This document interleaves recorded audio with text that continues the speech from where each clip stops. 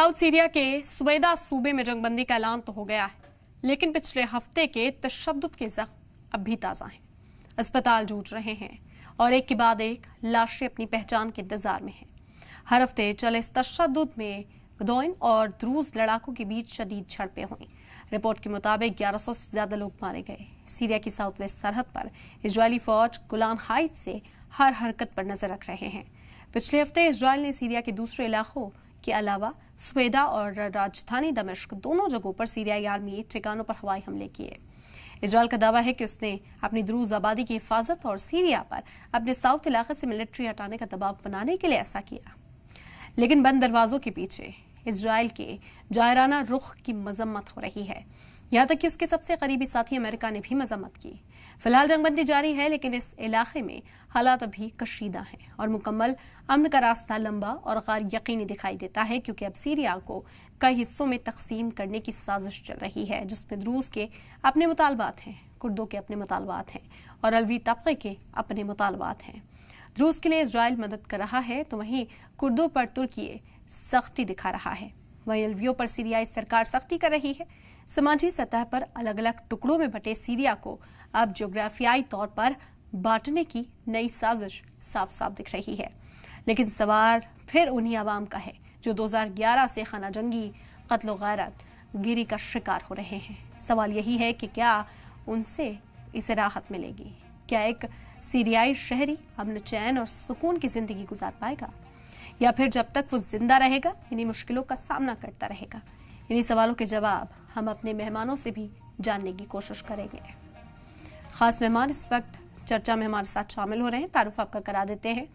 Professor Aftab कमाल पाशा साहब, international affairs expert, इस वक्त हमारे साथ चर्चा में शामिल हो गए हैं और ब्रिगेडियर शरदेंदु साहब, डिफेंस एक्सपर्ट, भी चर्चा का हिस्सा बन गए हैं। खैर मकदम करते हैं आपका। प्रोफेसर आफ्ताब कमाल पाशा साहब, इस वक्त जो सूरत हाल नजर आ रहा है कि सीज फायर की बातें चल रही हैं, सीज फायर अमल में लाया गया है, लेकिन उसके बावजूद भी तबाही की तस्वीर इसी तरह की है। सीरियाई अवाम भी अब ये सवाल पूछने लगे हैं, गाजा से मिलते जुलते हालात तो कहीं यहाँ नहीं हो जाएंगे? सीरिया के क्या हिस्से होते हुए मुस्तकबिल में यहाँ दिखाई दे सकते हैं?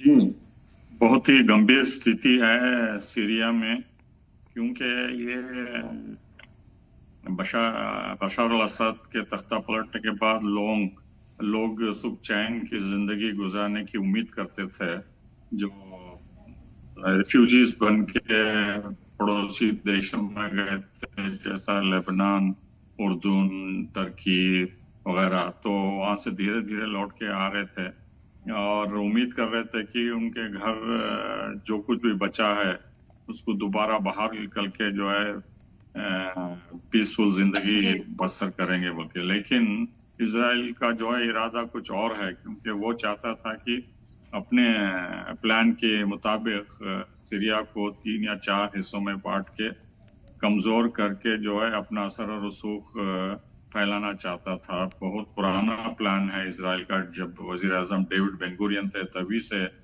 अलावाइट का अलग, द्रूजों का अलग, कुर्दों का अलग और क्रिश्चियंस और दूसरे अक़लियत जो हैं वहाँ उनको मिला के अलग अलग हिस्सों में करने की साजिश थी वो। लेकिन जब से वो सीरियन बाथ पार्टी आई, हाफिज अल असद और उनके बेटे बशर अल असद, उन्होंने इस जारिहाना इस प्लान को इजराइल के मुकम्मल होने से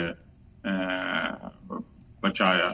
तो इस लिहाज से जो है अब अंदरूनी हालात जो इजराइल में है और इजरायली हुकूमत का जो खतरा है एक्सट्रीमिस्ट मिनिस्टर से बेंजामिन नेतन्याहू को, उनकी गद्दी बचाने के लिए जो है ये हर जगह बमबारी करके और दुरूजों को सपोर्ट करके बगदाद की हुकूमत के खिलाफ बगावत करने की ये साजिश कर रहे हैं। और अमेरिका भी परेशान है कि एक के बाद एक जो है देश इसमें इजराइल के बमबारी में लपेट में आ रहे हैं, ईरान के बाद और लेबनान के बाद गाजा में वगैरह वगैरह। तो इसमें साफ जाहिर होता है कि जो अस्थिरता इजराइल चाहता है, इंस्टेबिलिटी इस पूरे क्षेत्र में वो फैलाना चाहता है, और अमेरिका की फौज जो शुमाल में है उसको तैनात करने का भी उनका इरादा है, क्योंकि ट्रंप